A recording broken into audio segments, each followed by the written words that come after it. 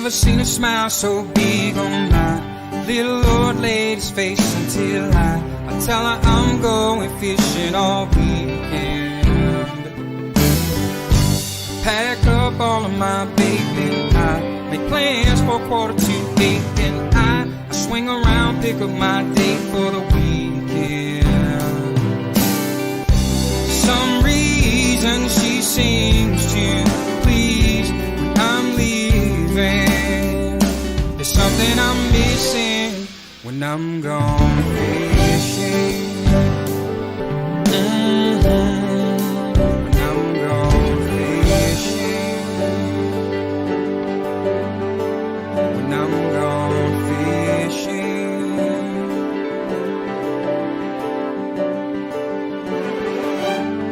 Yeah, baby. Yes, sir.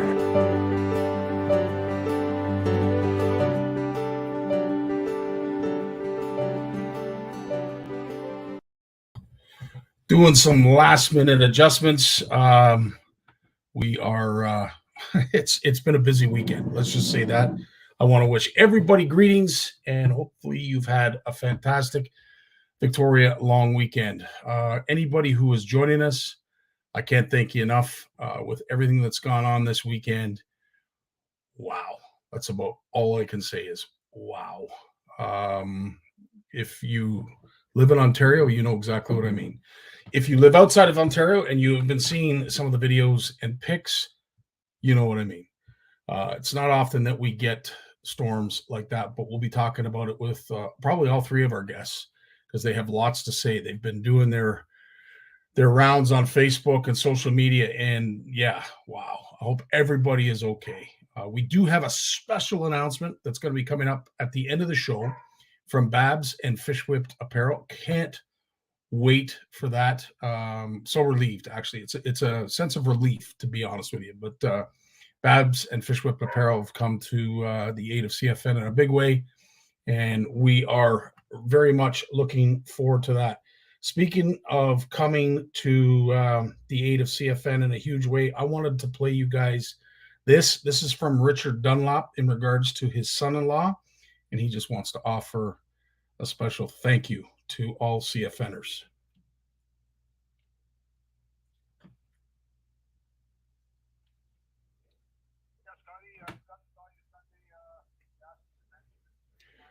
Why is it not?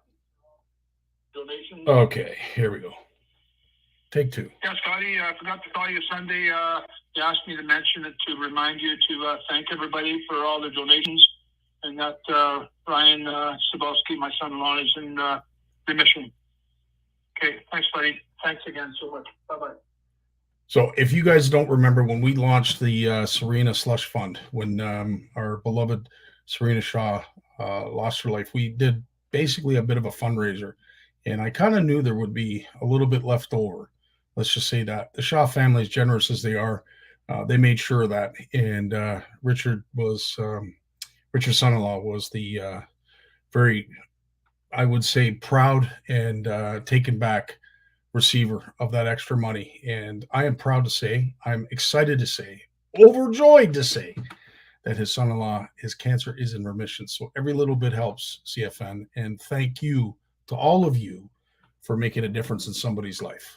Because I do know, and I know Richard's not, he's not ashamed to say, when I mentioned it to him that CFN wanted to do this, he was quite overwhelmed. So big shout out to all of you. And of course, I'm so glad to hear that his son-in-law, his cancer is in remission. That is fantastic, fantastic news.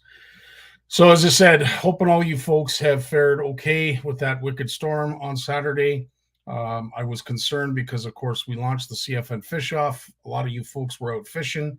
I was starting to see videos. I mean, I was out doing lawn work and what have you. And much like Jim will tell you, we're radar watchers, and we were watching the radar. It came on really, really fast, as everybody can attest. This came out of nowhere. Not to say that we didn't sort of have a warning, and if you were watching the radar, yeah, it looked like an impressive storm. Certainly nothing like, we haven't seen before. But holy smokes, the aftermath started at 3 in the afternoon on call and didn't finish till early the next morning. I'm glad to say that everybody in the Brampton and Mississauga area is safe when it comes to gas. Unfortunately, some have lost their lives because of fallen branches. Again, it's not often we see storms like that. So again, I know this is a fishing community, but at the end of the day, I'm sure all of you have had to do your fair share of cleanup, and I'm hoping all of your family members, including yourself, are safe and sound, because unfortunately we did lose some people due to this storm, which again is very rare. That just doesn't happen in Ontario. So big shout out. But on that note, and I think this just goes to show our CFN community, Mikey Crooks McRae texted me today, and he said, Scotty, I don't know how to get the word out, but my fishing group called Let's Go Fishing Boys like to offer up some free labor for anybody who needs help cleaning up their yard. They are willing to drive, within reason. They're willing to drive just about anywhere to help you out. Their labor, as I said, is free of charge, but they want to help out anybody that's got a mess on their front lawn or in their back lawn, or maybe a neighbor's. Maybe you have some elderly folks, some elderly neighbors that can't do it. Mikey and his crew are looking to offer up their services for free. So as I said, if you want help, need help, by all means, reach out to me. I will get you in touch with Mikey and his group. Let's Go Fishing Boys. And as I said, the CFN community just continues to give in unbelievable ways. So big shout out to you, Mikey. Can't thank you enough. As I said, the fish off started, depending on how you look at it, Friday at midnight or Saturday morning at midnight. And of course, our catchphrase is due to our generous sponsors, Ugly Boys Baits. And the catchphrase is, catch something purty with Ugly Boys Baits. So if you have been out fishing, we salute you. If you've entered some fish, we also salute you. But the folks over at My Catch app reached out to Mike and said, in the first day, we managed as a community 38 plus species, 38 different species of fish were entered the first day. That is phenomenal. Absolutely phenomenal. So keep up the great work. Of course, Tourney Tuesday will be aired tomorrow at 7, same place, same channel. And Mikey and I will be on to discuss the first weekend of the fish off, see how everybody's been doing, how everybody's been coping. Hope the My Catch app, yes, it was a little bit slow there on Saturday. There was a bit of a delay. Folks were having a little bit of trouble logging on, getting it to upload, this, that, and everything else. I'd like to think it was just because it was busy with us. But needless to say, yeah, it's been absolutely a fantastic showing. Really, really proud of our community in regards to that. Catch my purty fish with Ugly Boys. I've been saying cold rock. No, you've been good. As long as you get Ugly Boys Baits in it, we don't really care, Michaela. Malika.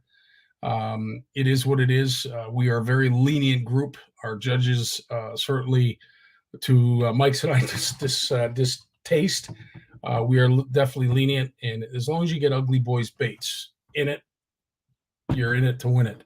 But yeah, it's catch something purty with Ugly Boys Baits. That's our catchphrase.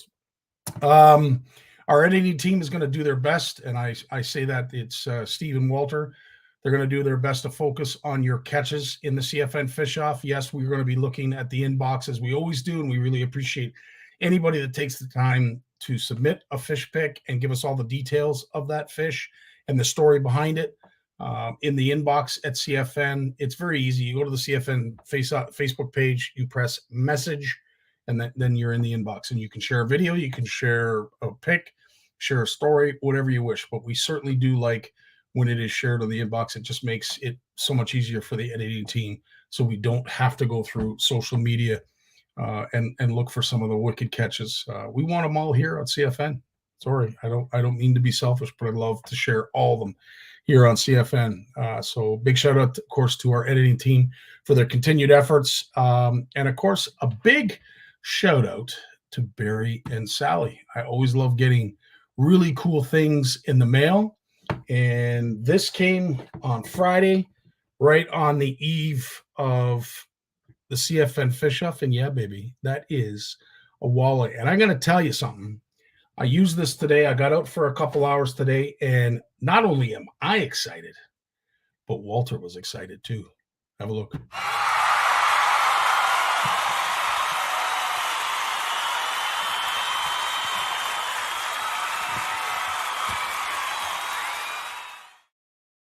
So yes, big shout out to Backroads Adventures and of course Barry and Sally for sharing that with me. I will wear that. I will be honored to wear that, to say the absolute least. So again, love getting stuff, and I will do my very best to promote it, show it, and give you a shout out if in fact you do send it. Of course, we can't talk enough about it because the fish off is just sort of the prelim to what our retreats are going to look like. And the fact that we have 3 of them, holy smokes, 3 of them going on this year is remarkable. Of course, the first one is at Jan Lake Lodge. That is our first official inaugural CFN Western Retreat, July 10th to 16th. And Walter has told me that she's packed. She's done. So we're looking forward to all the pics. And I know Barry and Sally are heading out there, as well as a whole host of others. Looking forward to the videos and all the pics. And of course, we can't thank Jan Lake Lodge enough. Hopefully we're going to get them on here before the retreat starts, just to give them a shout out and thank you. Because as I said, hosting our CFN community really is near and dear to my heart. And of course, I can't thank the folks over at Ugly Boys Baits. Again, catch something purty with Ugly Boys Baits is our catchphrase. And if you are in the Ontario area, you have 2 choices. One is our CFN 4th annual retreat at Horwood Lake Lodge, and of course, Camp McIntosh, which is an OFC Nation event, first of its kind. It's going to be in September. I want you guys to have a look while I cough up whatever's in my throat. Hi, I'm Warren. And I'm Doris. We have one question for you CFNers. Are you ready?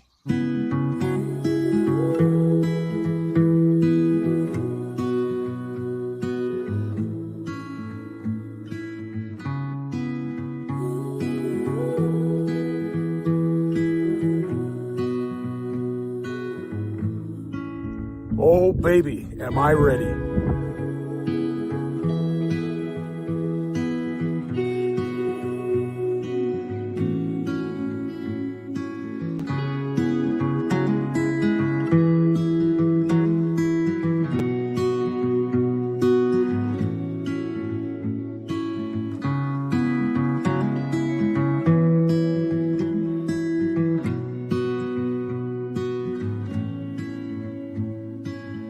Are you ready?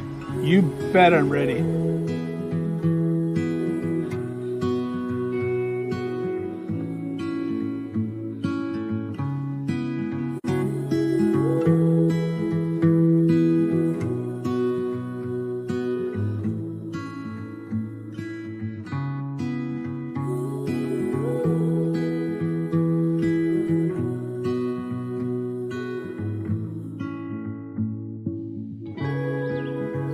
Ready.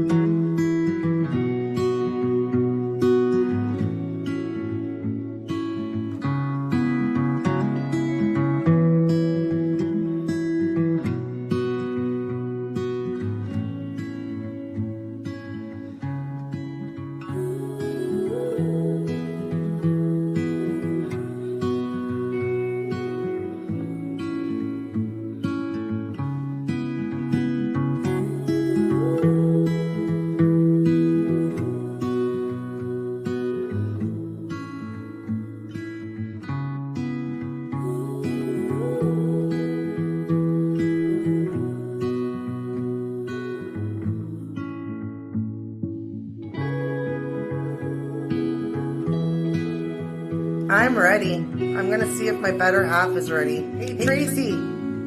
Yeah. Are you ready? Yeah, I'm ready.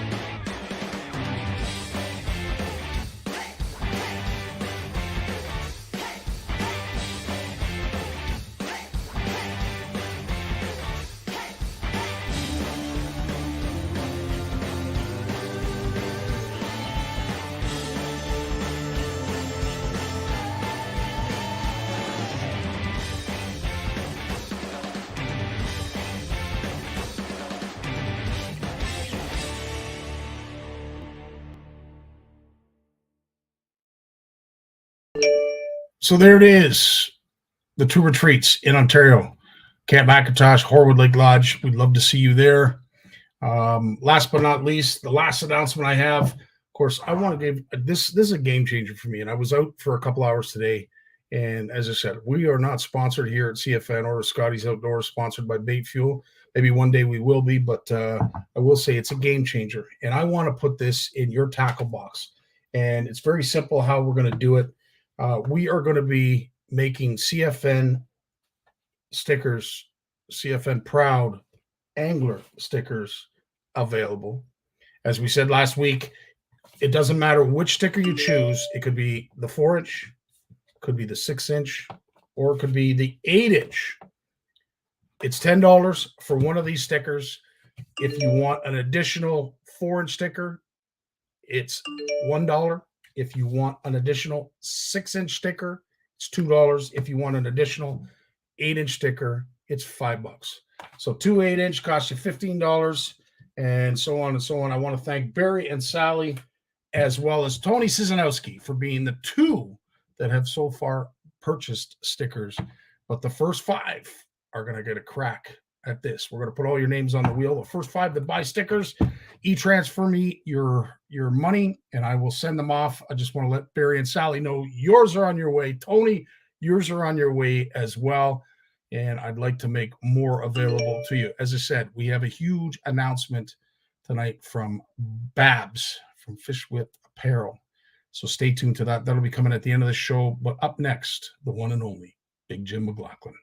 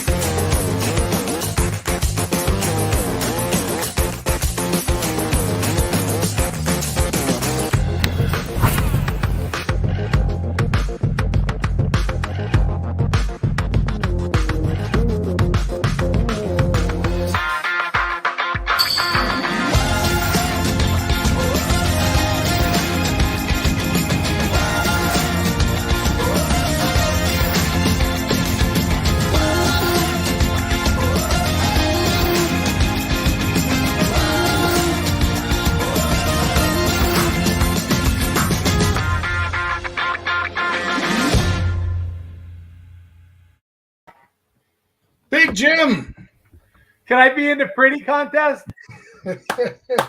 you are the pretty contest. Oh, don't be silly. Well, I'm just being honest and true. How you make it out, buddy? You know what? I'm sorry for not being here for the last couple of weeks, guys. But with what we're dealing with here, I have days where I want to put my head under a pillow. Totally understandable, Jim. Totally understandable. Now, when you spend 40 years of your life with somebody and you watch them just in daily pain, like horrid pain. Yeah. But we had her to the doctor twice last week. On Monday, they did a nerve block on her, which took care of some of it. But now we're working on getting rid of the recurrence of this liver gallbladder fiasco, because her gallbladder's gone. You know, so they have her on a list for an emergency MRI, which we thought would happen on the weekend, but with a long weekend, it's not going to happen. And yeah. Plus, everybody's out trying to kill themselves on a long weekend. I remember when I was young. They probably spend a lot of time doing emergency MRIs on folks that are busted up right there at the hospital. So, but she talks to the doctor tomorrow morning, and we got her in they wanted to do extensive blood work to see what's going on with her liver. And it's not, there isn't a problem with her liver's fine. It's this little tube that connected through one of these bile ducts that's just keeps getting crammed up, and she sleeps 18 hours a day, dummied up with pain pills. It's not a good deal, but what it is, you get on with it. We're both we're both a couple of wing nuts, so it's all good. As she said to me the other day, she said they eventually got rid of the hamster pain.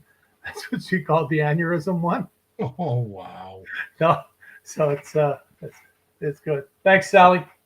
Well, I'll tell you this, Jim. You know what? I'm just happy to see. Obviously, it's been a hard goal for you and your beautiful wife Tammy, but also the fact that you've had a storm out that way that has really done a number on Ottawa, and you're not that far away. So I'm glad to see you with us tonight. Not only for a couple reasons. I'm about 90 minutes away, Scotty, from where a lot of this happened, or a little further even, because it's out the far end of Ottawa where it seems to be really extensive.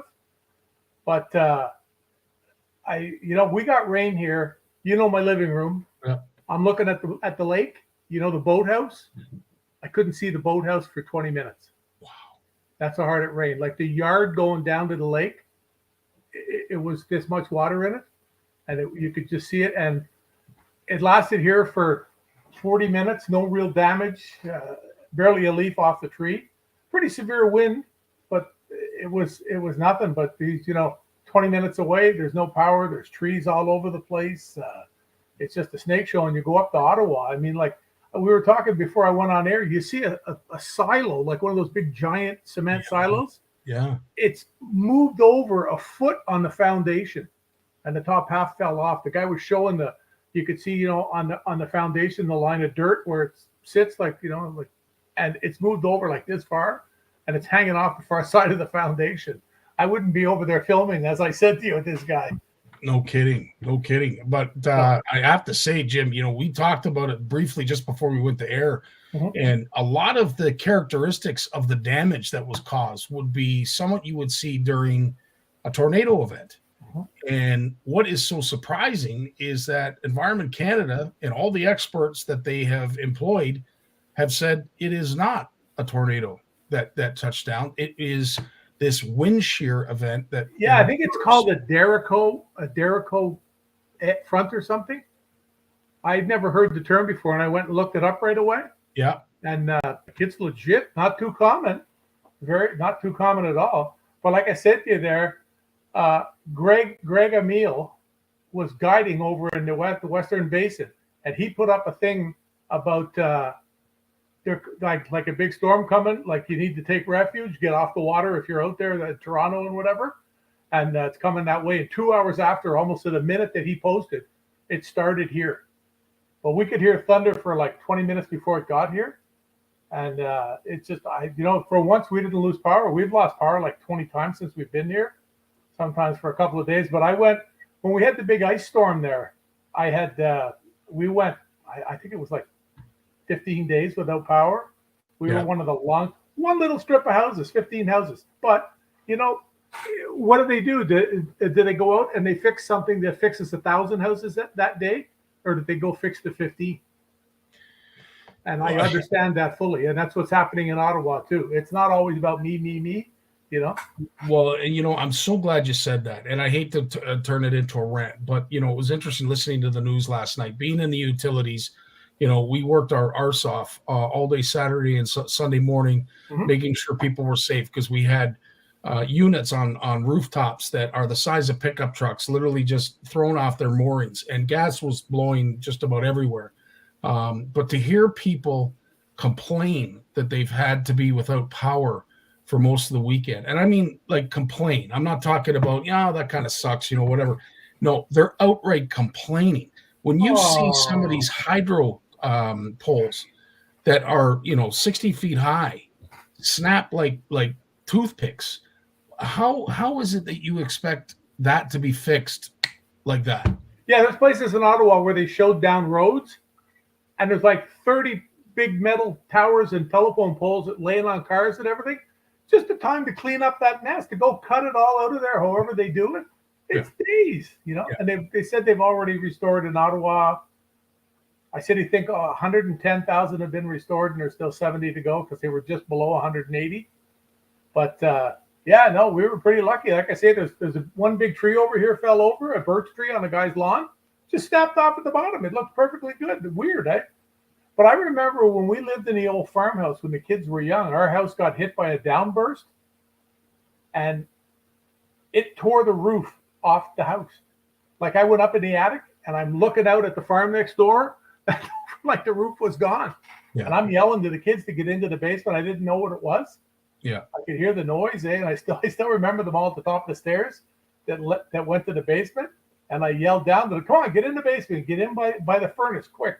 Because everything went dead calm, and I thought it was a tornado. Makes sense. And it wasn't, but and I still remember the kids still joke about it today, about me escalating from, "Come on, guys, get down in the basement," to "Get them down in the basement now." And they were gone, eh? But it tore the roof right off the house, just peeled it right off. We never found it. And it's all fields around us. Yeah. We never found it. So where did it go? You know, that was just the wind. And that wasn't a tornado, you know? Well, you know, Corey, you mentioned downdraft or downburst. You know, there's a whole bunch of terms for it. Yeah, downdrafts what they are. Yeah. But I will say, what was so weird and rare about this storm was it continued to keep that power. It didn't seem to waver. Usually, a storm that's bad, and we were getting indications from some of our Windsor CFNers that there was something on the way. Like it looked like something, you know, we had to take notice of.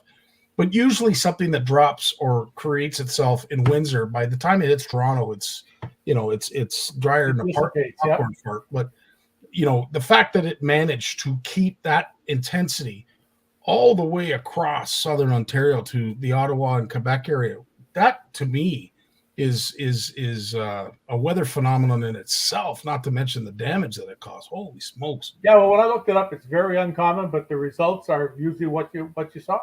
Yeah. Yeah, absolutely, John. Hoping everybody is safe.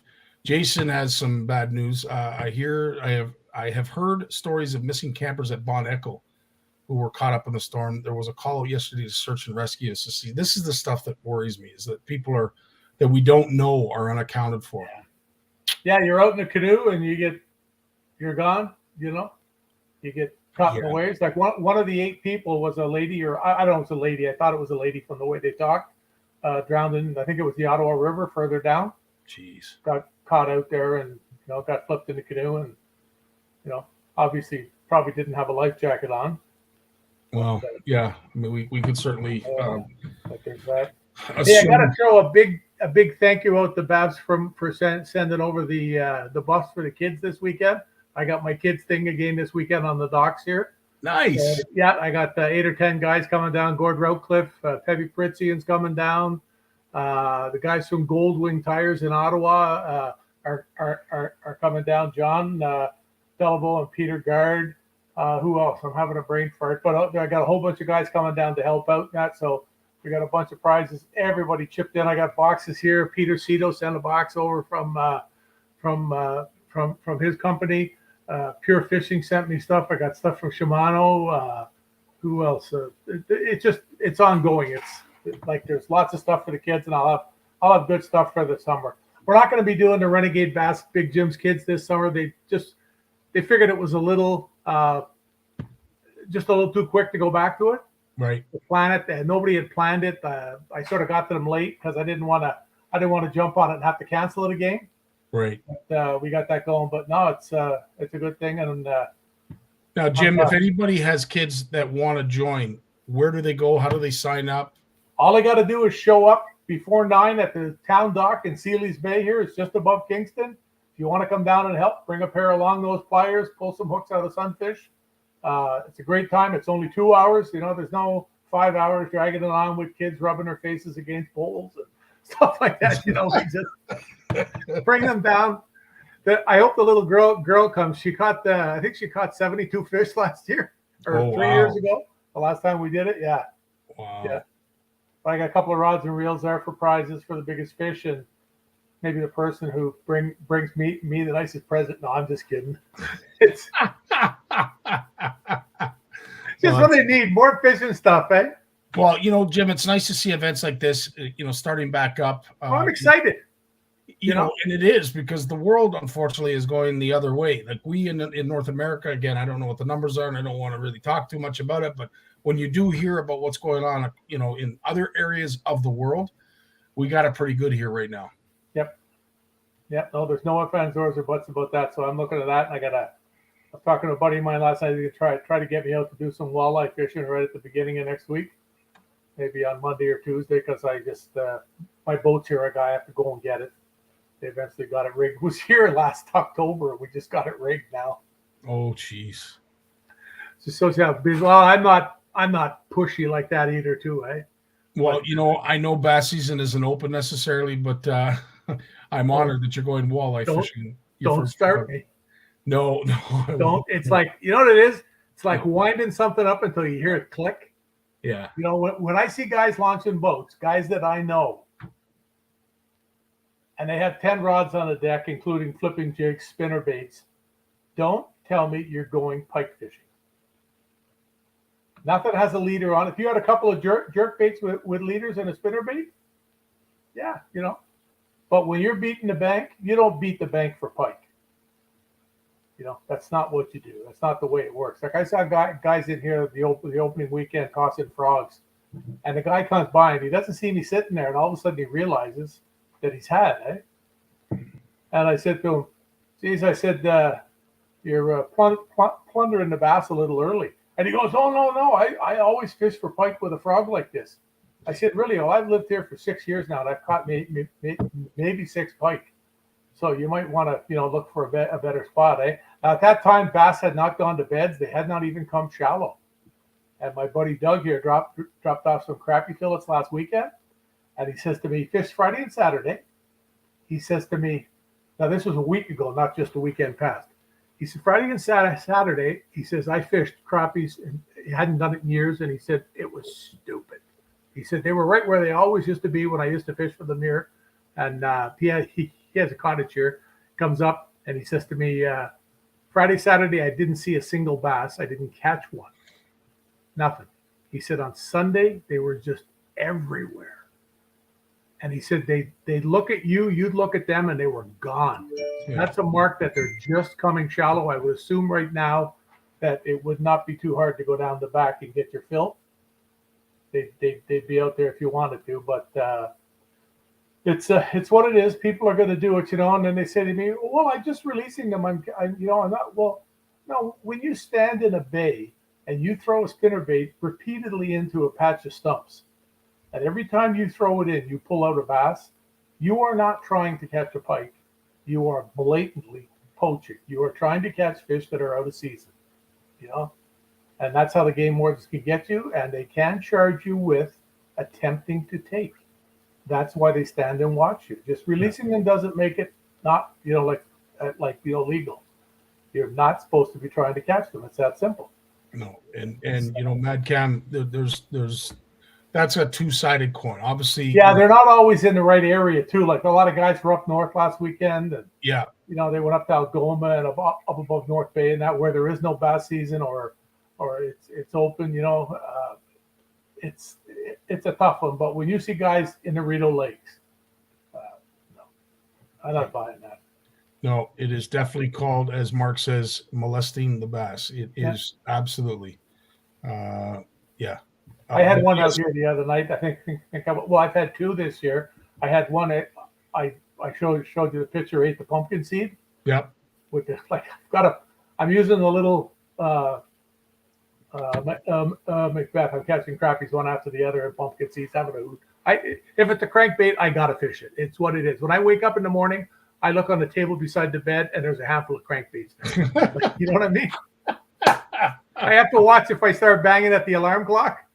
Okay, come up with a. Who else has the same problem as Uncle Jim here? Yeah. Oh my God! Yeah. But I was out there, and it was so funny because I caught this little thing, and I'm skidding it across the top, and all of a sudden, it looked like you dropped a cinder block, in the water. It went off, and it came up, and it jumped, and it shook, and I saw the pumpkin seed go, and then it went back in the water, and then I pulled it up to the edge, and I got the little crankbait stuck in the roof of the mouth out of it, and I pop it out, and I put it back in. There's a guy in the dock. He's like 50 feet away from me. He says, "Oh, I wouldn't have put that back. I would have made a good dinner."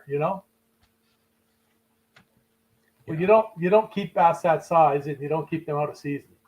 Well, this is the thing, and Jim, I don't want to stir the pot by any means or wind you up, but I just hope it's too late. Oh, I know. I just hope going. The chair's going to start circling.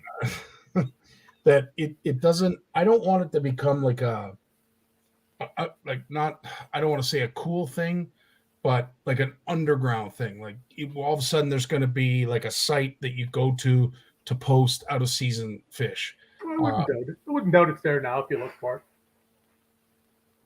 But you know, it's what it is. But the other one I caught ate my bobber, and I usually have that happen.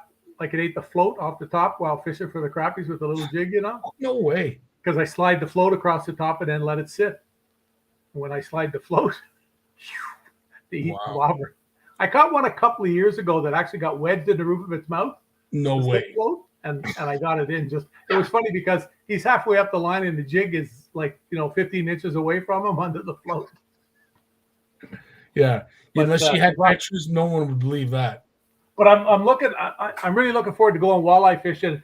And something that I've always liked when I walleye fished was grubs. And my buddy Jamie over at True North Baits, he's made up some 5-inch grubs, some 5-inch grubs for me. Oof. And they are just incredible. Wow. I just love the colors. I know it's hard to see. This is like purple and chartreuse in there. But we've got some really nice ones here. Like when bass season opens, you fish that Texas rig. Yep. Wow. And it's just really, really sweet looking baits. And I mean, you got to remember, twister tails used to be, they were all we had. They were all we used. You know, in fact, hang on for a second. But it is true. You know, outside of that, what was it? The cream worm that came out first. Yeah. And of course the craw, they had a craw option as well. Those are the first plastics I remember ever seeing. Yeah. There's some original 5-inch Kalen grubs. Wow. They've been in a bag for 5 years. See the tails? Not a kink in them. Wow. That's quality and allowing the plastic to cure before it's packaged. But I found those out in the grass. Yeah. Are any of those twisters that you held up from True North, are they for sale or are they your own special? Well, no, he'll have them on the website. But that's the one that really grabbed me was that purple. I know you can't see it. Yeah. Not showing up good. But it's a purple and chartreuse in there. Maybe this one. Oh, that wasn't the chartreuse. That was purple and silver. Here, you'll see the chartreuse more there. It's got that purple back. And I like the way it's got those little chunks in it. Yeah. Like it's a different flake type stuff. It's not just the little specks. Yeah. I don't know. It just primes me. But I'm looking forward to fishing with that stuff. There's a real comeback on grubs. They are everywhere. I noticed on the weekend watching the Elite Series, actually saw a guy casting a Texas rig grub. Is that right? Yeah. One of the Elite guys. Well, so hey, our buddy Gussie did great on the weekend. Made up some huge points. Caught I think an 8-pound, 9-ounce bass on the third day. Just missed the cut. Chris Johnson made the cut. He made it 10th and he stayed 10th. But I mean, guys were weighing in. I mean, the guys that tied for second place had 102.2 pounds. Jeez. So they made the Century Club. Incredible. And then Lee Livesey won. I think he had 113 pounds for 4 days. Wow. Like that's, it's one thing to catch 25 pounds of fish. It's another thing to do it 4 days in a row. And I mean, that lake down there, Lake Fork, there are hundreds of people on that every day, all year. That's the thing, Jim. That's the thing that people don't learn. When you go up to the Muskokas, great cottage country, but people that are up there don't necessarily fish those waters. You go down to some of these bodies of water, my word, it's amazing that every house has a brush pile in front of it for crappies. Yeah. Every place has a bigger brush pile for largemouth. I mean, it's like it's like they take it a lot more serious and they take a lot more fish home than we do too. They eat a lot of fish, boy. 100%. But that place is managed by the Texas State Wildlife, I think it is, or I'm not sure the name of the organization, but they manage that lake. That's where that Save a Lunker thing is and all that stuff. And they just do a fantastic job of management. And it's a real glowing example of what can be done with science. Amen. Like peer-reviewed science is the secret, not just science that your peers look at and say, wow, you're right. And that's what this is, and you see it working. So that's just really, really cool. And then I was telling you last week too, another thing. I had a great chat. I had Bruce Tufts over, and he dropped in. And he stayed for a couple of hours, and we had a great chat. And he chatted to me all about. I haven't got it here. All about bait fuel. I put it on the other desk. Chatted to me about. I can't believe when he talked about the experiments, and I looked at him and I said, I watched the little movie that you did about it, and I said I couldn't believe the amount of experiments you did. And he said, a lot of the aspects of it had over 1,000 experiments done. I'm sitting there in the chair. He's sitting on the chest field. I'm looking at him. He's looking at me. And I went, are you sure? And he looks at me and just goes like this. It's all documented. Can't wait to have him on a fireside chat to talk about that. I already talked to him, and we're going to do it. And he can, I was asking him the other day when he was here too about how healthy is the smallmouth fishery in the eastern basin of Lake Ontario. And he said the eastern basin of Lake Ontario itself is very healthy, and the fish are healthy. There's no ifs, ands, or buts about it. They're getting a lot more pressure, but they are healthy. So that's that's good. And his, I guess the reasoning behind this open season is that everybody has their run at the fish now. Yeah. And then and there's no keeping them, obviously, and you're not supposed to take a picture. You're supposed to be immediate release, and which 99% of them go back, so it's good that way, which happens with most of them anyway. Yeah. When they're caught, but he said that they think it'll really take a lot of the heat off the fish when it actually comes time for them to spawn. That they won't be as molested, so to speak. Because there's a lot of guys 100%. Out there whacking them when they're spawning, so it'll leave them alone. And he said with the seasons too, it's depends if they show up late or not to spawn. Because it ain't warming up at night. No, we're going down to 4 here tonight. Yeah, we had that flash Friday into Saturday.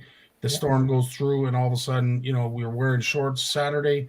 We're wearing parkas Sunday. It was incredible. The change in weather, absolutely changed. Listen, Jim, as always, our time flies together. I look forward to this chat as well as others during the week. But again, thanks so much for all you bring to our community, and give Tammy a hug for all of us. I will do, buddy. Thanks, and thanks again to Babs. I don't know if she's there. Oh, she's here. Absolutely, she's here. Right on, dude. You take care. Kids will love them. They won't be getting sunburned. Have to change it from Rugrats to Doc Rats. All the best, my friend. Take care. Everybody be safe out there. Peace. And here's a word from our sponsor before we bring up Lawrence Gunther. When it comes to Canadian food, we've got your back with flavors like lemon pepper, beer batter, campfire barbecue, lemon pepper dill, garlic butter and chives, and crispy Cajun. We've got a mix for every meal. Whether you're serving East Coast shrimp, West Coast salmon, succulent walleye, chicken wings, or veggies, we've got you covered. Coat your food in outdoor flavors. Available online or at these fine retailers. Lawrence, I'm alive, buddy, and we have to talk about the story that found yourself on the wrong side of this storm, because truly a person in your situation I'm concerned about because of how fast it came up. But let's hear your story. Well, I believe in science. I use a lot of technology, right? Like tons of technology. So my whole life and what I do wouldn't be possible without me knowing how to use technology. So I have a number of weather apps that I trust on my smartphone, and I fish with guides who use radar and know how to use the radar, right? They say the radar, you see it with your eyes, you get to learn how these storms move and how to predict them and, their strength, their direction, so forth. So we were all ready to go on the Ottawa River. My boat's hooked up to my truck. My buddy's sitting in there with my truck. We got everything loaded up. It's 12:30 on Saturday, and we were going to go get some catfish and some, just some coarse fish, maybe try a bit of pike, and just have some fun. And I check my weather app because I follow the weather every, just to make sure we're going to stay safe. Mm-hmm. And I see, okay, first of all, there's a storm warning from Environment Canada, which you don't often get. And then you can see like between 2 and 4 o'clock in the afternoon, 90% chance of rain and lightning. No thunder, no possibility, it's just 90%. So and I said, look at this. And he goes, well, I'm looking at my radar. And he said, Lawrence, there's nothing coming here until 5:30. So we should go now. And I said, no, I think we should wait a little bit and see what happens. Because I don't want to be caught on the Ottawa River with this big storm coming out of the west, coming down the river. And because the waves get pretty mountainous. There's nowhere to hide. Not a lot of islands, right? And so I said, let's have lunch. And he said, okay. He said, I'll come back at 2:30, and then we'll go from there. Head down to the lodge.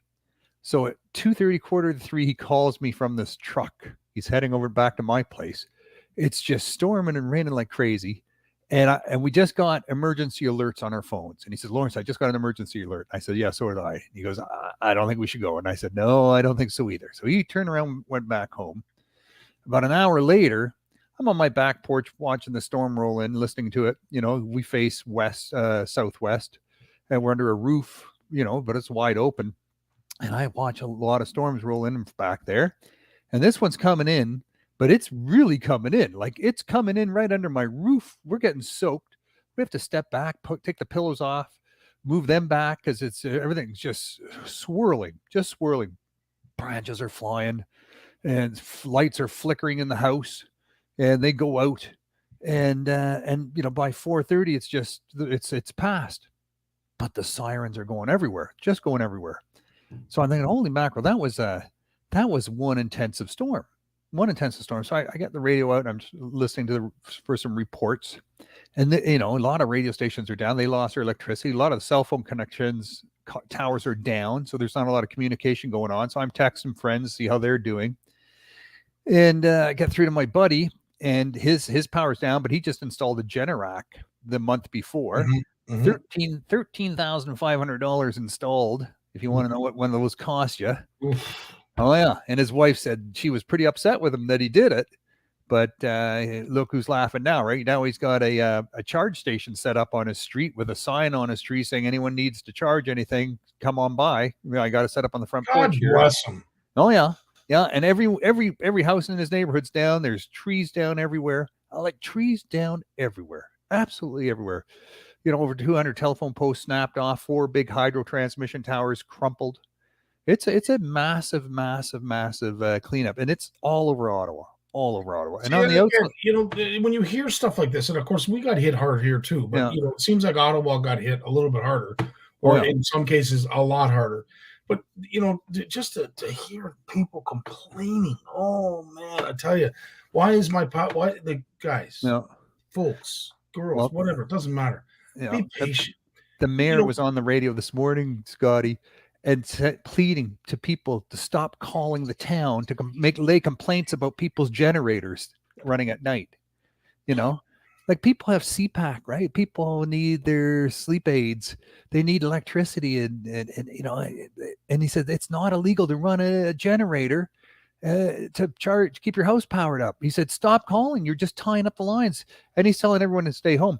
So this is the other part of the story. So my buddy said, well, let's go Sunday morning.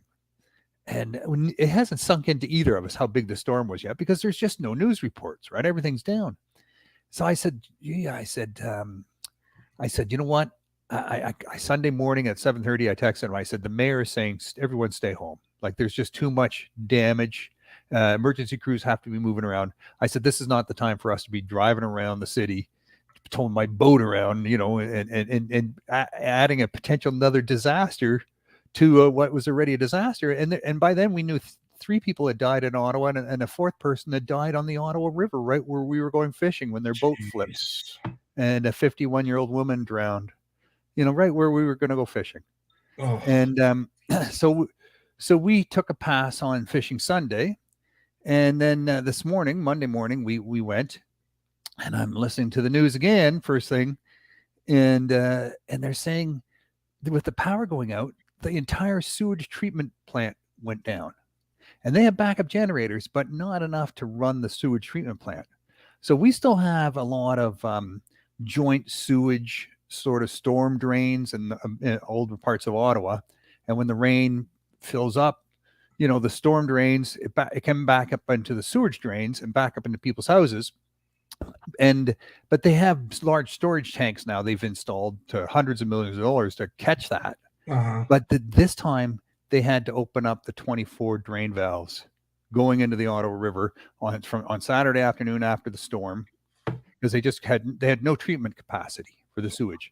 So that meant all the raw sewage from the city of a million people is just being dumped into the river, right, direct. And that went on until Sunday afternoon. So I'm calculating in my head Monday morning, how fast does the river move? And how fast can all that sewage be moved downriver? But, at the same time, I'm thinking we need to get out there and have a look around. Because, if there's going to be a fish kill, if there's something going on, we need to document this. We need to be on the water, document this. So we went out Monday morning. We went out this morning. We spent 6-7 hours out there looking around, and I was poking around. And there's a lot of, docks. The docks we were launching from were all displaced and pushed around because the river rose up so fast, and it just shoved these docks around on the shore and made launching a real challenge with a current going at 3 knots.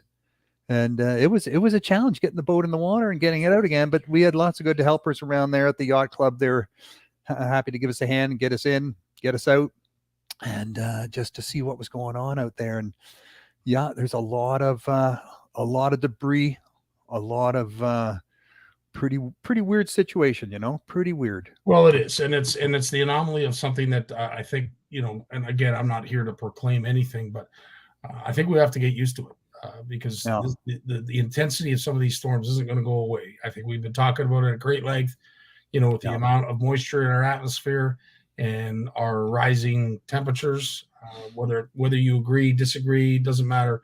But, we keep hearing that temperatures on average are going up. So there's a lot of things at play here that do nothing but fuel these kind of storms. Needless to say, I haven't seen one come through here like that in years. I mean, years. I can't imagine, because you guys had tornadoes not that long ago. I was in 2018, and I sat on my back porch and I listened to those tornadoes roll down the Ottawa River Valley. And you hear a tornado when it just sounds like a freight train, just boom, boom, boom, boom, boom. But this, I said to my wife, I said, it sounds like it could be tornadoes. She goes, no, it's just continuous thunder. Just continuous thunder. She said the lightning is nonstop, and it's from all directions.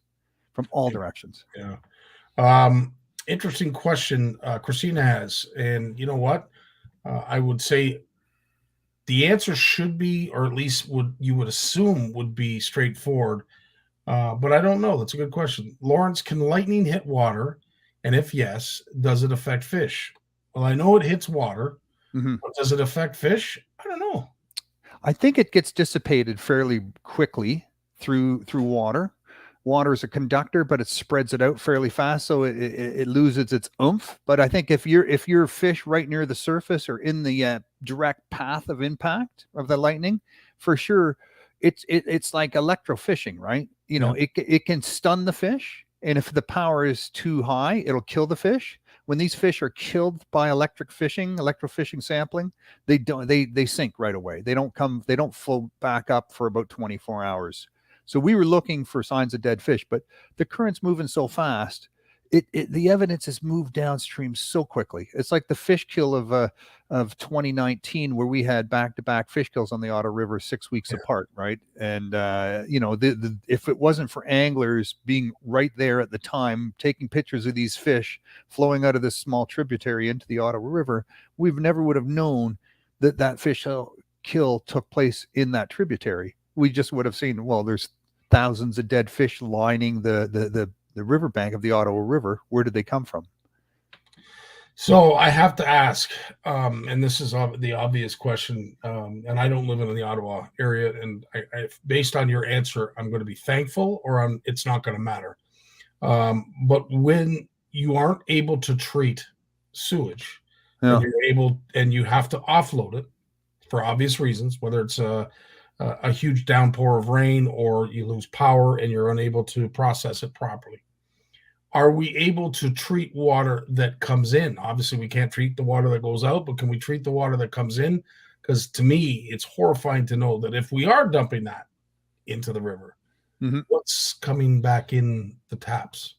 Well, so above Ottawa, you on the Ontario side, you have Arnprior, and they have the same problems we do with our old infrastructure of combined sewage and storm drains. Yeah. So when their system goes down or overflows, they release. That flows down to Ottawa. On the Quebec side, in Gatineau, which is, Elmer, Hall, and Gatineau, they have over 100 release drains, valves that release the sewage backup system on their side, and they've done nothing to prepare. Now, just downstream from us is a city, is town of Rockland. They used to test their water once a month, then once a week. Now they test it every day because they realize they need to know what's coming at them, and they need to adjust accordingly, in terms of amount of chlorine they put into their system. But so here's the thing with waste and storm, human waste and untreated sewage. It's an unsightly mess. It's condoms that float. It's tampon applicators that float. That all the stuff is just floating along. And, you can imagine a city of 1 million people. That's quite a bit of traffic. That's quite a bit of the what you see, right? It's condoms and tampon applicators. That's a lot of what you see floating on down the river, like hundreds and hundreds. Fantastic. And so it's unsightly. The untreated human waste is like fertilizer for the weed beds. It's not that bad. Like if you look what's going on now that we've got sewage treatment under control, or in a lot of places in the Great Lakes, the weed beds have reduced in size considerably on the St. Lawrence River and in many parts of the Great Lakes, because they just don't have the fertilizer being applied anymore like they used to. And then people are saying, well, where's the yellow perch population? They've been dropping off for the last 50 years. Yeah, it's because for the last 50 years, we've been implementing sewage treatment facilities and capturing that, not releasing it raw anymore. So so now all of a sudden these weed beds that had been around for 50 years while we were pumping sewage into these water bodies are now reducing again to what was pre-industrial norms. So we're getting back to the way it was. And these perch and walleye populations are dropping off because they just don't have that habitat anymore. Unfortunately, what doesn't get taken out of the water by sewage treatment facilities is all the pharmaceuticals, the antidepressants, the e-hormones that women take in the pill. And these things are all there. They're passed through our urine into the toilet, and they pass right through the sewage treatment plant and go right into the river. All the chemicals we use in cleaning products. So all that, none of that gets taken out of sewage treatment. Sewage treatment is about the unsightly mess. And then, do you kill the bacteria or not? Well, if you put in a lot of chlorine to kill the bacteria, that's a carcinogenic. Ontario does. On the Quebec side, they don't. They think, no, it's too dangerous to kill all that bacteria with a whole whack of chlorine. So they don't put the chlorine. So they relieve the live bacteria into the river and let the, solution. And, it's all about, if you have enough water, it dilutes it. And that's the solution, not chlorine. So what we're doing with sewage and sewage treatment and waste, treatment and all that, it's pretty rudimentary still. It's an unsightly mess. And when you see these campaigns to stop the sewage release, blah, blah, blah, they're worried about the unsightly mess for beaches and paddlers and things like that.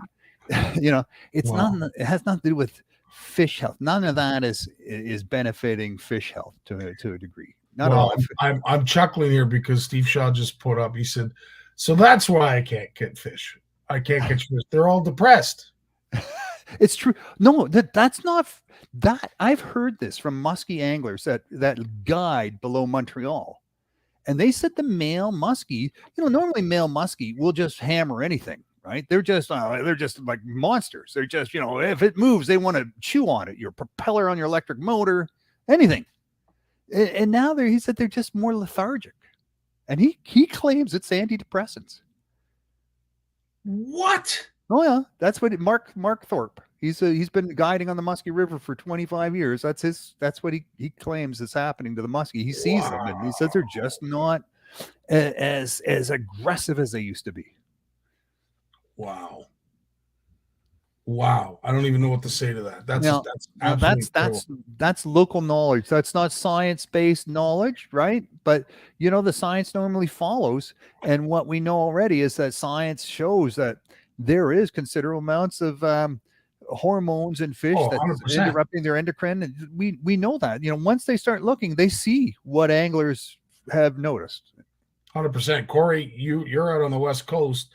They did a study much similar to what Lawrence is talking about, and they said the number one byproduct in the fat of salmon and most fish on the West Coast was ibuprofen. That was the highest concentration of anything that they found in the fat bodies was ibuprofen. Wow. So wow. There you go. Wow. Yeah. Quickly, what's going on in Bluefish Canada news? And is there any new interviews that you're going to be having with any cool people? Yeah, we're on next Monday on the Bluefish News. We'll be coming out an interview with the head of youth training programs for the International Game Fish Association. Interesting. And they have programs in 34 countries around the world where they support youth training initiatives around fishing. And Bluefish Canada has been selected as the first Canadian representative for the IGFA youth training program. Interesting. Right on. Yeah, and when's that again, Lawrence? It'll be out Monday. It'll be out next Monday. Oh, fantastic. Well, Lawrence, as always, dude, I can't thank you enough for all you bring to our CFN community. Keep up the great work. I'm so glad to hear that you're okay. My thoughts and prayers go out to everyone else in the Ottawa area that are dealing with the aftermath, the cleanup. Maybe a lost one, or maybe someone, as Jason mentioned, is still unaccounted for. That's boy, oh boy. Yeah. Oh, yeah. Unreal. Yeah. A lot Anyway, of eight lives lost so far. It's too many, but it unfortunately, it's just one of those things where, we can't be scared. We need to be prepared. And unfortunately, a storm like that didn't give us a lot of opportunity to be prepared. But perhaps maybe going forward, it's a lesson to all of us that when we see inclement weather, no matter where we are in Ontario, that we mention it or post it on Facebook, because as Greg Emile did, he probably saved a few lives of people that were maybe thinking of going out on the water. I know our folks down in the Windsor area, they gave us forewarning. I just honestly, Lord, I didn't think it would survive from Windsor to Toronto. Usually whatever blows up in Windsor peters out by the time it hits Toronto. I had no idea it was going to last not only past Toronto, but into Quebec, that same storm front. Incredible. Yeah, the storm just got faster and bigger as it crossed along from west east. Faster and bigger. Unreal. As Tony mentioned, great sewage stories, Lawrence. We'll keep up the muck work, the great work. But yes, needless to say, thanks for all you do, my friend. We look forward to seeing you again next Monday, and stay classy, stay safe. Thanks, buddy. Be well, everyone. Absolutely. And before we bring up Jason Barnucz, let's have a word from his sponsor. Want to know the difference between power bait and other soft plastics? Ask the fish. Berkeley scientists have thousands of flavors tested on thousands of fish. Natural, man-made, every bait that's ever hit the water. No matter the shape, size, or color, power bait is the only one that is scientifically proven. Fish bite and will not let go. J-Dog's in the house. How you doing, my friend? Doing good, buddy. How are you doing? Oh, not too bad. Little tired, I would say, but needless to say, it's to be expected. When you're on call and something like that blows through, you're going to get busy. I know I called my supervisor the minute it went through. I said, should we maybe put some people on standby? Because I'm standing out on my front lawn. I'm looking at the aftermath, hearing nothing but sirens. I can't imagine what other folks are dealing with right now. So here's the thing, man. We didn't get a drop of rain here. I might have lost 2 leaves on the tree. So what? Like this front, I'm telling you, this front. So usually Norfolk County, like being along the shores of Lake Erie, we usually get a lot of thunderstorms. Like usually we'll get, those storms that come through Windsor, and they'll just come up right along the lake shore, and they'll pound us here. We did not get any weather here on Saturday. So everything was basically from Brantford, even like a little bit south of Brantford. And I found this out on Sunday. We went fishing for the fish off, Trevor and I, and we drove north. And I'm going to say we saw signs of down trees that had been cleared around Burford. So 20 minutes north of us, like that's where we started seeing stuff. And the further north we went, the worse it got. And not that roads were closed, but every road we went down, there was signs of trees had been cleared. So cut up, move to the side, cut up, move, and then debris like along the roads. But like this impacted friends of ours from, we have family and friends in Peterborough and Ottawa, all over, and it's impacted everybody. So it's crazy. What a storm. And on a long weekend, because so many people are outside doing things. I've been caught up in bad weather before at work, not intentionally, of course, but things happen. These storms, Scotty, they form and they change. Like they can thunderstorms can increase intensity, decrease intensity, so once it starts, sometimes they grow and sometimes they shrink. I've had storms come up right on top of us, and and I don't know, there's so many different ways to deal with it. But the best thing to do is just not be out in it, but sometimes that can't be helped. And, we all have to try, and common sense prevails, right? Amen, brother. 100%. Well, nice to hear that you got out for fishing off. It looks like a lot of folks did. We managed to get a text from our folks over at My Catch that were just blown away at the number of individual species of fish that were submitted just on the Saturday alone. But we're I don't know what we're at now. Mike's gonna update us tomorrow for Tourney Tuesday, but at the end of fishing on Saturday, we had amassed 38 plus species, and that to me is no easy task. And big shout out to all our community. Scotty, like I can't tell you how much I really like this app for what we're doing with it. The Winter Fish Fest was the time to do a test run.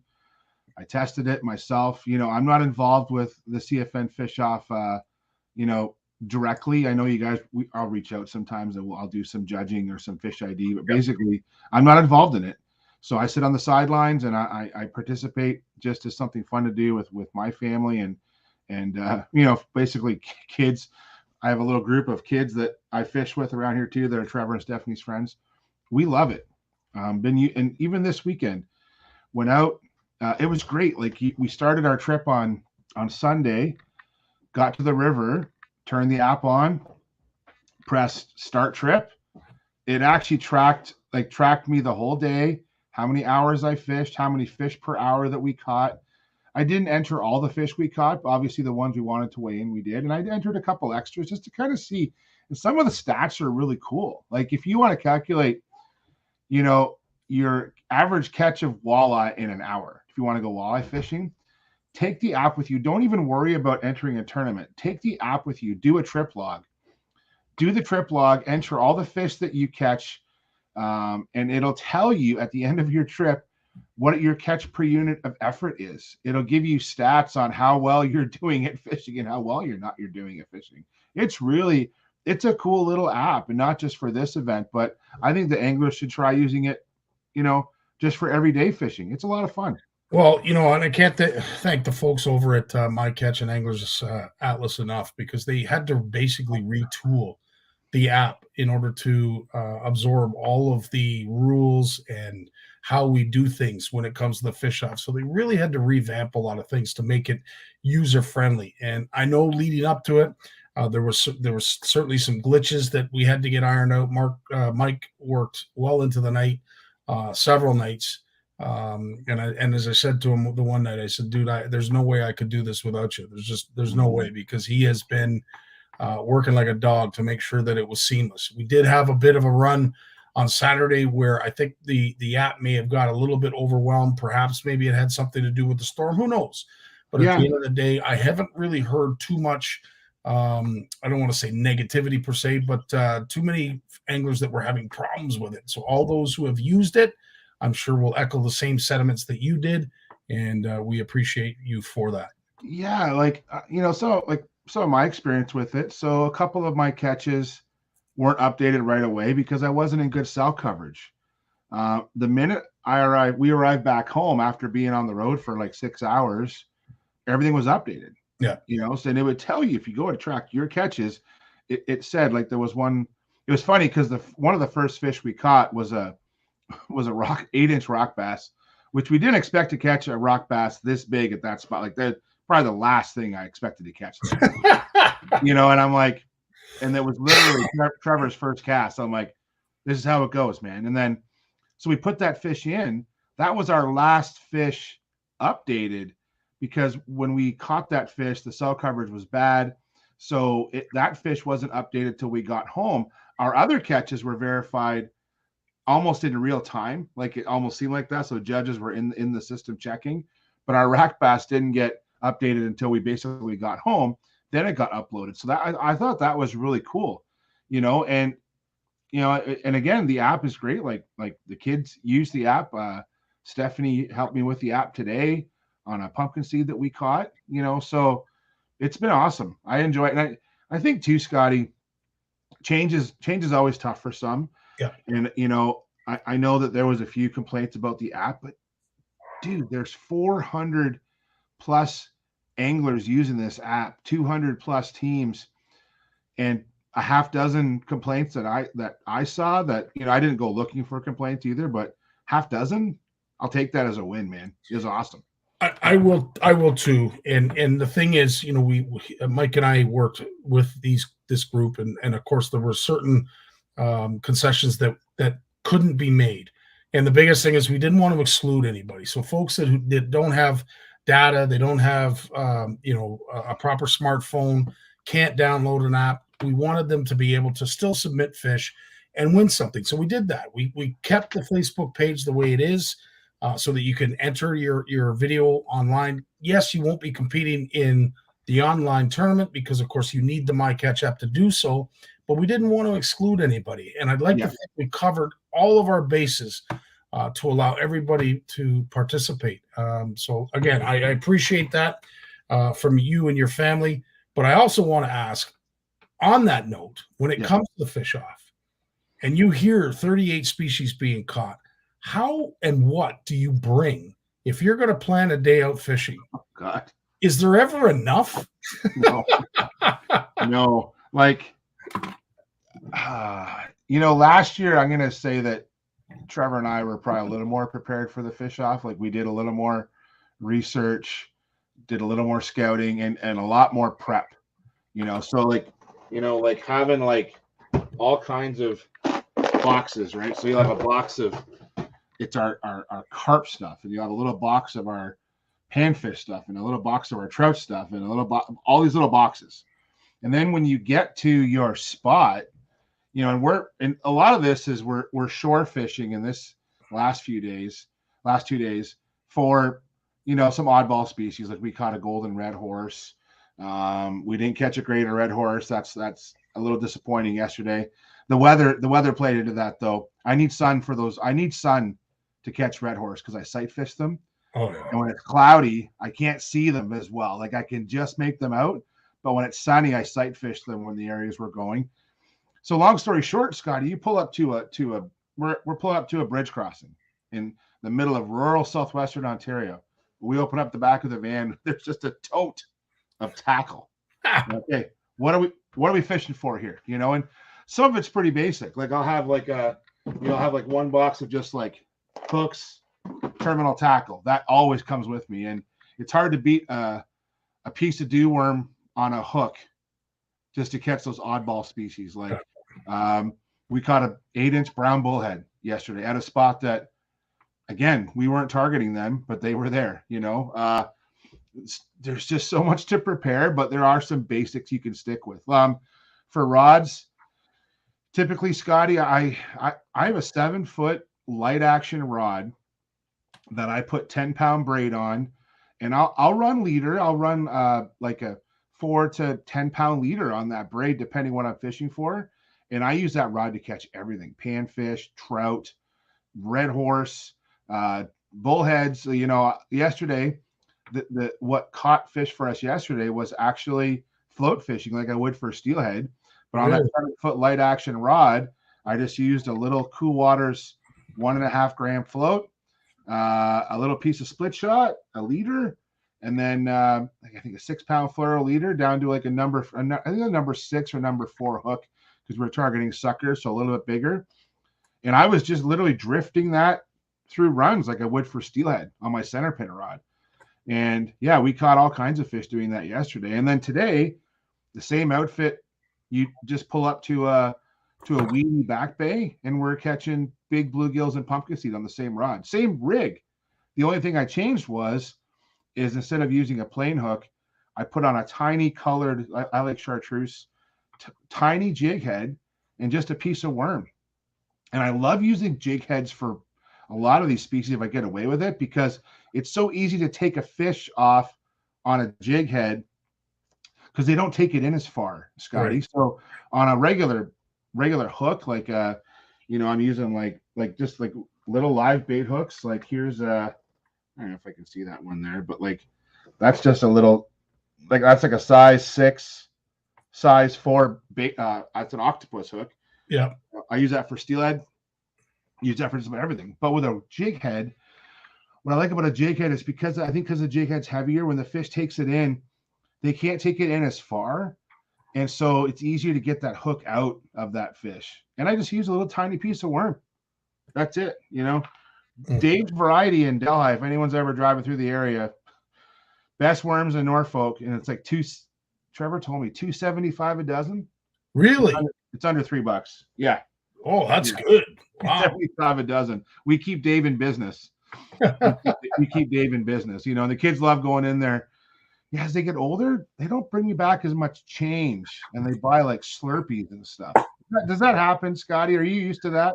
×4. I'll just sit out and wait for them, and they come out with like, you know, they got Gatorade, Slurpees, and worms, right? I got to tell a quick funny story.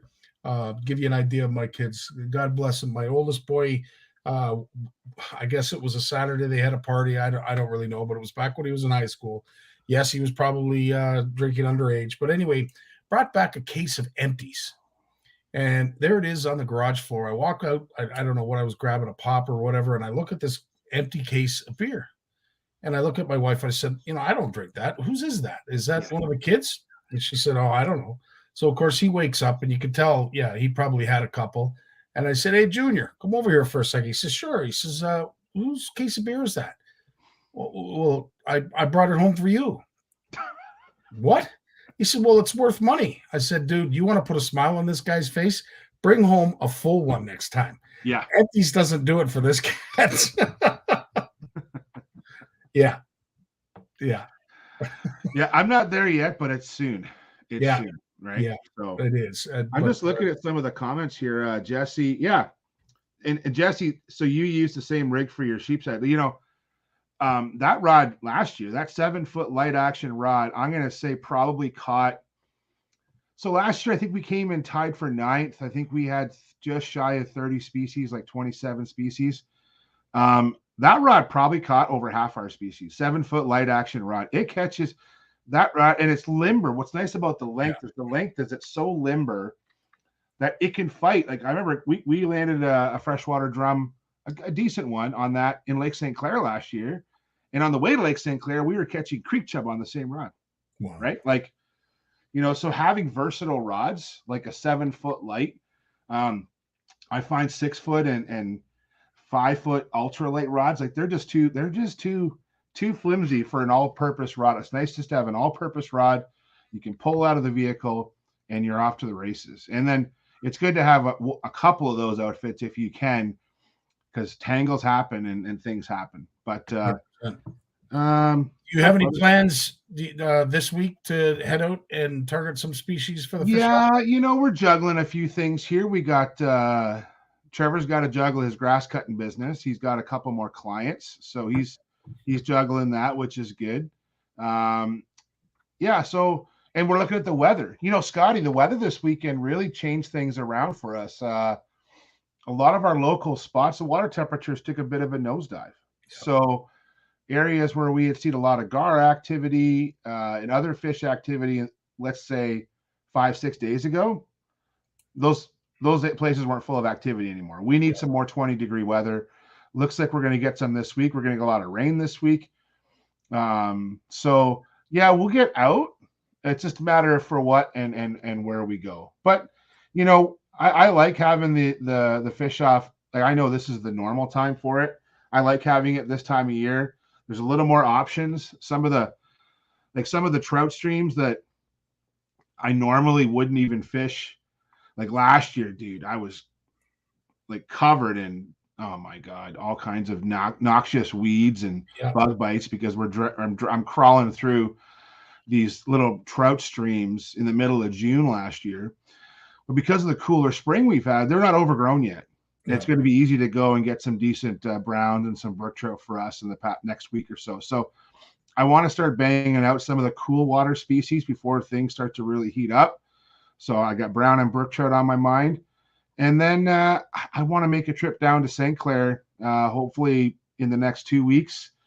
It's such a great diverse place down there, white bass, white perch, gars down there. I can catch gar here locally too, but just such a great diversity of fish down there. But we got 5 species. We're off to a good start. I think we got about 8 points, 7 or 8 points. But some of the point leaders, like right out of the gate, they were just, I can't believe, like Team Bouncy Bottoms, like, hats off, ladies. Like, amen. I was sitting there Sunday, watching my bobber float down my balsa bobber float down the creek, and I'm just flipping on my phone, saying, okay, let's see who's winning here. And I'm like, wow, there's some people who jumped off to the races in Bouncy Bottoms. I know they're not quite in the lead right now, but they're always right there. They're always right there. Yeah. I see that Jesse and his partner, they've jumped up to the lead. Last time I checked, that was a couple hours ago when I got home and wanted to make sure our catches today were updated. But we're going to be trying whatever we can the next week or so and just playing the weather, man, and playing the wind. Today I expected north wind. Two spots I wanted to go to. It was a west wind, and I need calm water for what I'm doing for some of these species.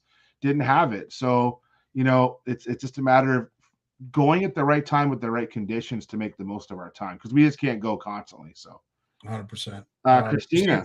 Yeah, she's asking about how do you catch your gar. Now, is a trailer hook crucial when it comes to hooking these fish, Jay? Well, let me see if I got my, okay. Christine, I'm going to give this to you, and then there's people out there who are going to be really mad at me about this, but I'll show you what this is like insider stuff, okay?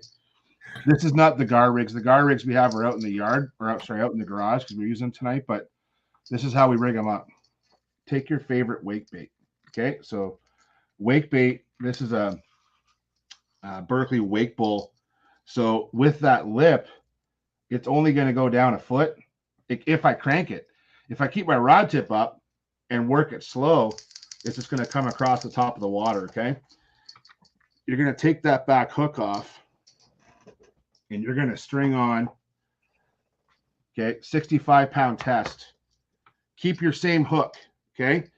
Just take that hook off, and I want you to put a dropper line down about, depends on where you're fishing and how deep it is, but anywhere from like 6 inches to 14 inches, something like that, okay? So your hook's going to end up down here, okay? And what happens is you're retrieving this through the water. Now, braid does float. It doesn't sink right down. The hook will kind of drag. But as it's coming to the water, that hook will drag behind it, okay? And as that trailer hook drags behind, when the gar come up to your bait, they're going to come up and they're going to smash at it from the sides, okay?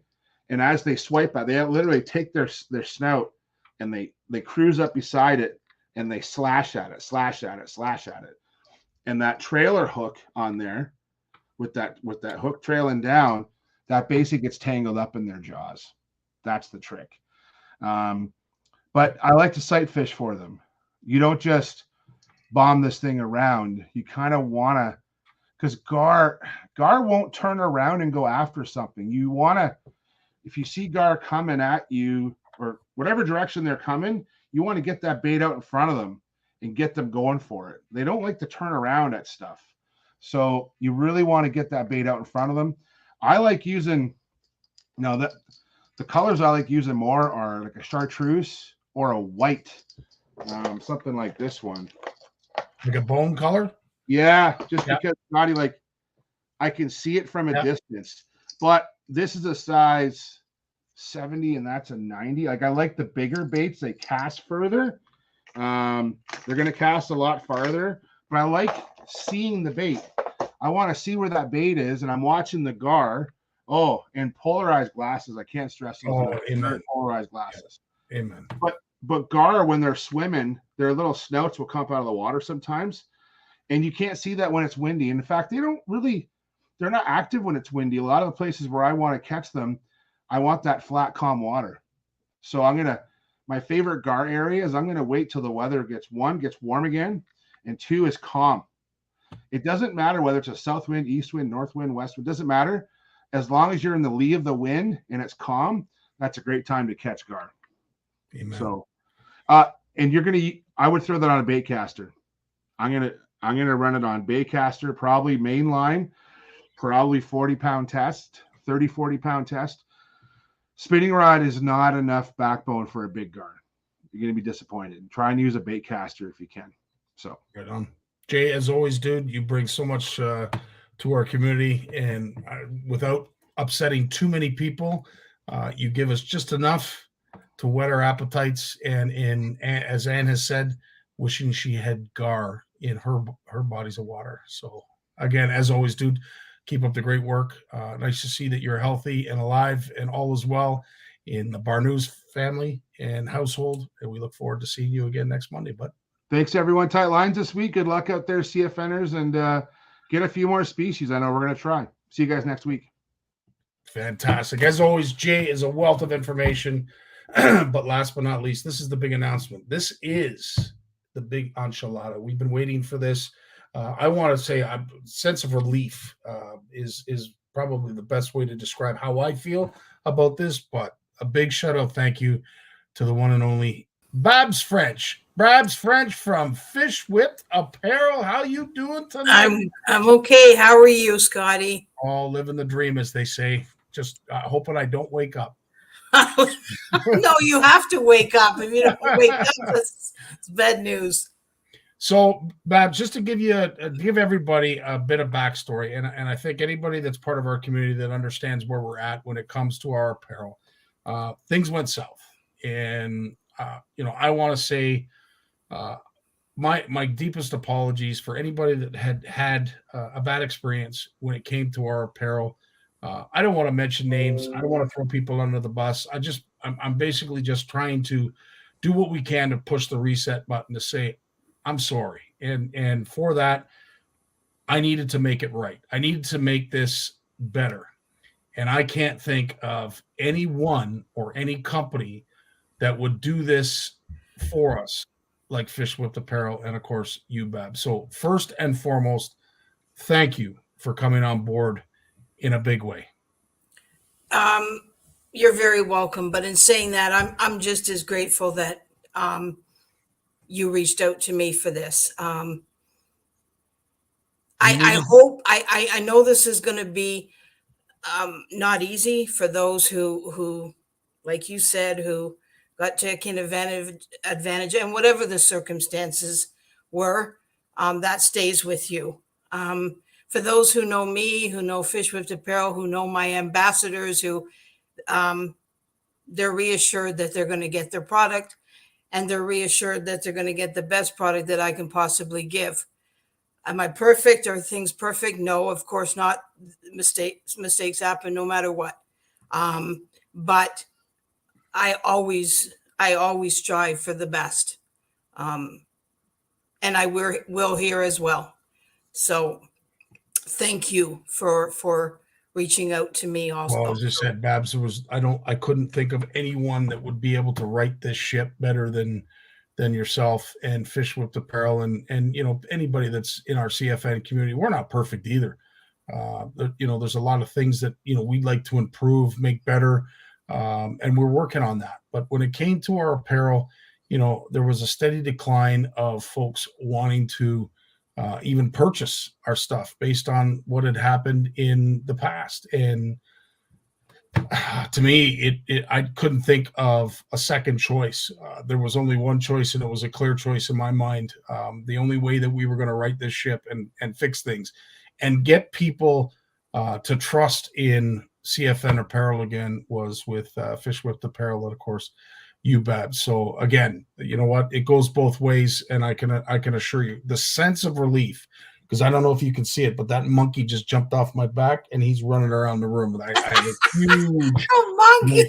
Yeah, I have a huge weight off my shoulders because of this. So it's unfortunately, Scotty, with all organizations, business, whatever, the bottom line is it always falls on the person, even when it's not their mistake, because it just does, because you're supposed to know, you're supposed to, you know, and it's devastating when that happens. And I get it. You know, folks maybe were reluctant to say anything because, you know, I try to personify myself as a positive person. I don't like to surround myself with a lot of negativity, but at the end of the day, if my community isn't happy and I like to stand behind everything that we try to promote here at CFN. And when it wasn't working and you guys weren't happy and things were going south, I got to thank our good buddy Barry and Sally for stepping up in a big way and telling me how it was. And of course, giving me an idea of just how bad it was getting. I'm glad it's that is over. And we've turned the page on what I'm hoping is going to be a renewed faith, interest, and love for CFN and CFN Apparel through the, you know, tireless work of yourself, Babs. But again, excited to announce and display some of the things that you have come up with in the recent weeks. So yeah, I'm reading some questions. So can I just answer them, or do you? 100%. You shoot. Okay. So to make it, Christine, I'm going to answer your question first. Absolutely, there is going to be hoodies, tees, both in long and short.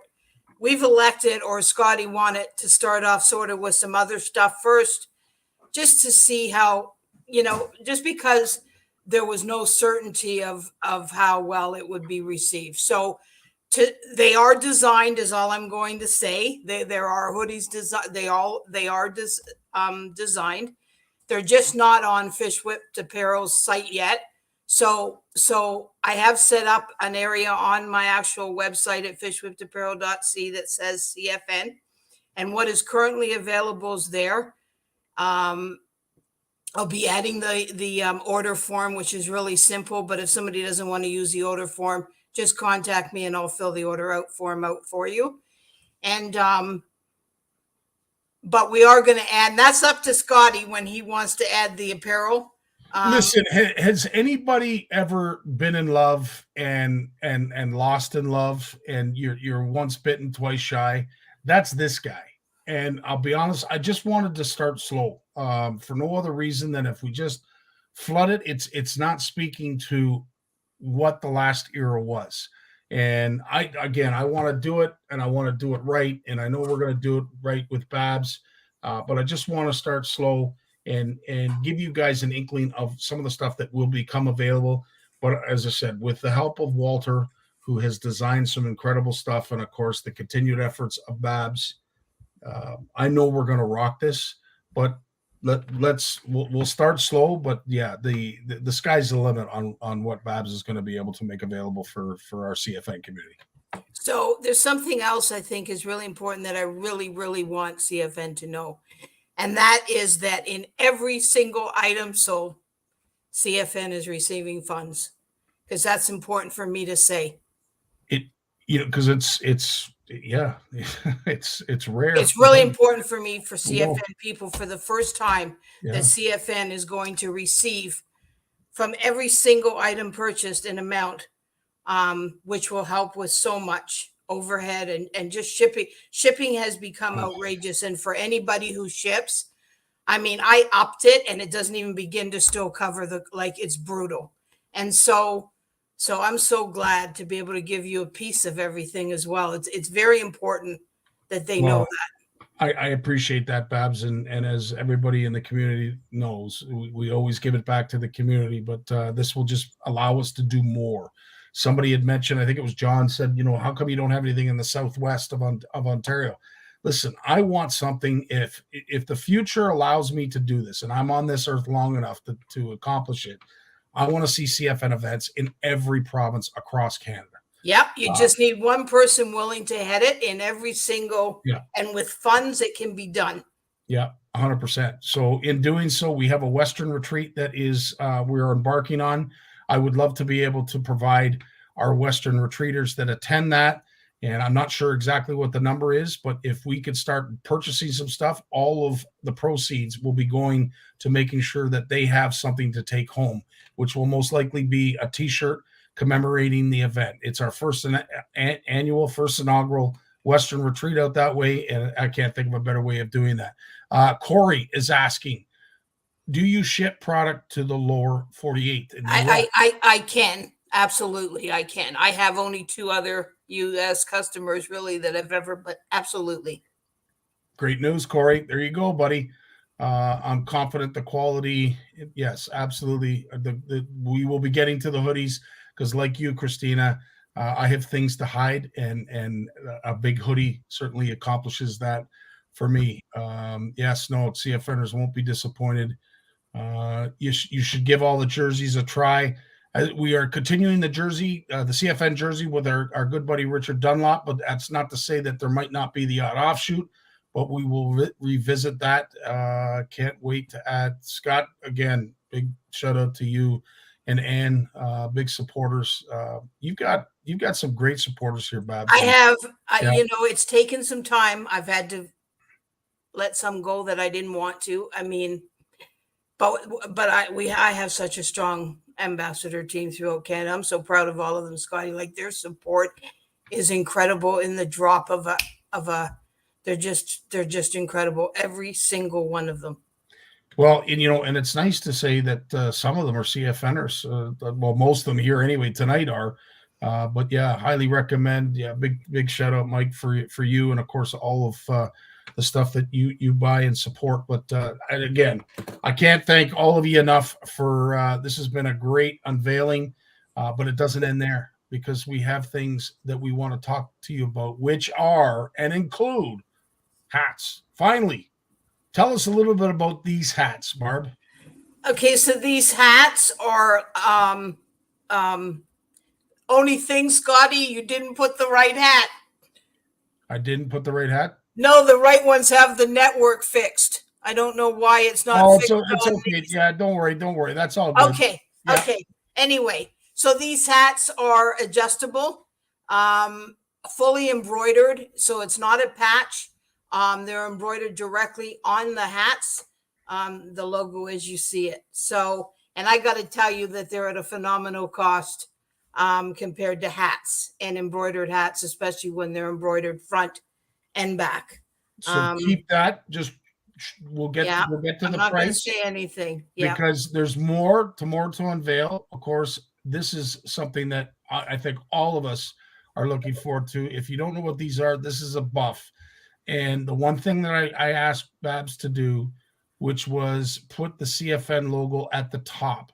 And these are horrible pictures, but it's okay, everybody, because I guarantee that they're clear on the website.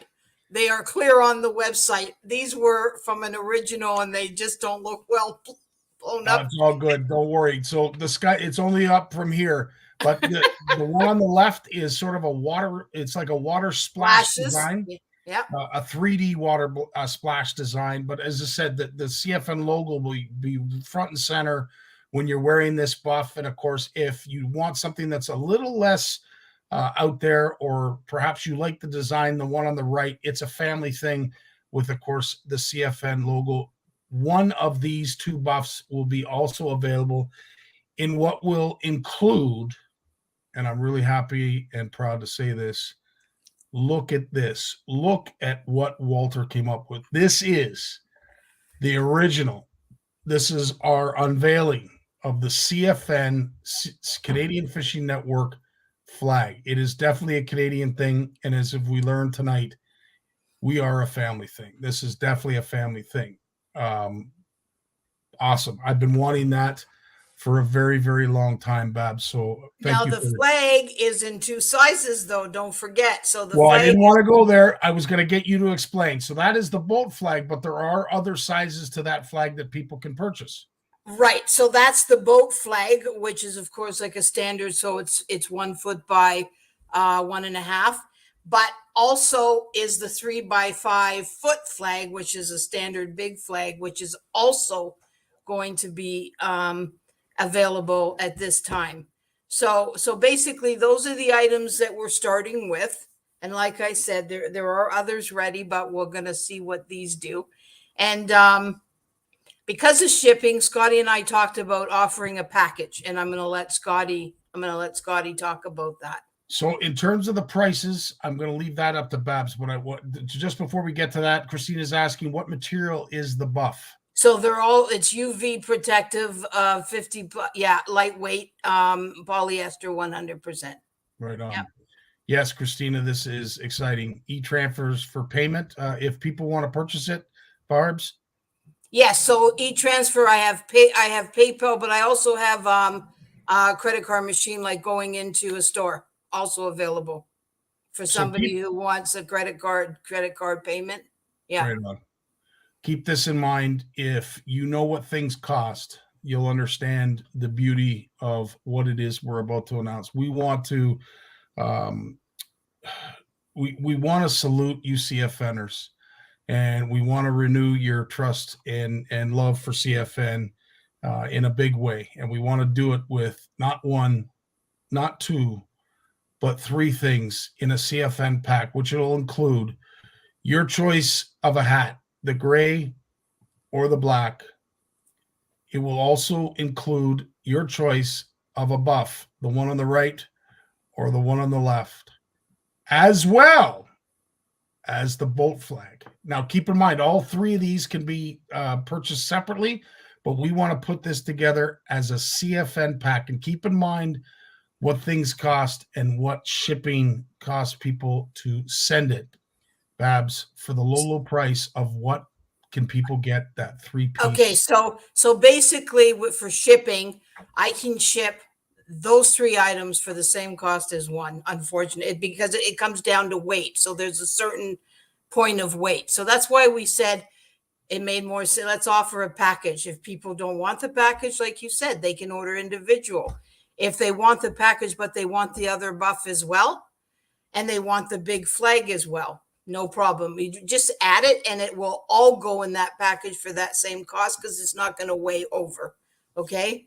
So, but it makes more sense when a buff is $15 that you're not going to spend $20 to ship it. It just doesn't make sense to me. So what we said was the hat, the buff, and the boat flag, including the shipping, would be $70, and you're actually saving $5 with that. And within that price, CFN, like I said, and that's the best part. That warms my heart so much to know that you're going to receive money back. It just does. Your heart. Listen, at the end of the day, everybody knows, Babs, stuff costs money. Okay. And, Mike and I, we work very hard for the CFN Fesh Off to make sure that prizes are available to a lot of folks. And we have been very generous. Well, people have been very generous in the past, but as generous as they've been, as you know, it still costs money to ship. And with the number of rods and reels that we have currently downstairs ready for our random prizes, that's going to cost a fortune. All of the provincial packs that have to get sent out, and of course, our generous sponsors that are at this moment putting packs together for us. We just want to be able to send it, and we want to be able to send it with a smile and continue to do this. And what you've allowed us to do, Babs, is do that. And Listen, it doesn't go unnoticed, and I'm like Christina. This is exciting. I'm excited for the community and yourself. I'm excited too. And Christine, to answer that question, no, it doesn't come with the boat mount. There's actual flag boat mounts, and there's different styles. Some are like they're not metal. They're what are they? Plastic. But everybody has their own choice depending on their boats. No, it does not. It does not come on a stick or a boat mount. What would be great is, if you do have a boat, you have that backlight. Now you have a reason to put it up, even when you're not using it, to throw our flag up there. And as I said, it's going to be awesome. I can't wait to see the very first boat flag mounted on a CFN boater. And those pictures have to come, as well as the first flag that's flying. And I think I have an idea where that one's going to be for sure. Absolutely. Up on a pole. CFN Graceland will probably have the large one, which will be the 3 foot by 5 foot. That'll be going up somewhere. If you don't know where Barry and Sally live, I will say somewhere in the Timmins area. But that flag that was put together, it was one of those designs that Walter put up, and he wasn't really sure about it. And I literally fell in love with it the minute I saw it. I'm like, Walter, bud, you nailed it. So a boat flag, excluding, of course, the mount, as Bab just said, your choice of a hat, which of course has, it's a family thing on the back, and a buff, your choice of a buff. And as I said, as Bab said, the picture doesn't do it justice, but I really like the one on the left because it's a 3D water splash. It's going to look really, really good. But Babs, as always, you've been so patient, sticking around. Was there anything else that you wanted to mention before we wrap things up for tonight? I just want anybody to know that they just feel like I'm here.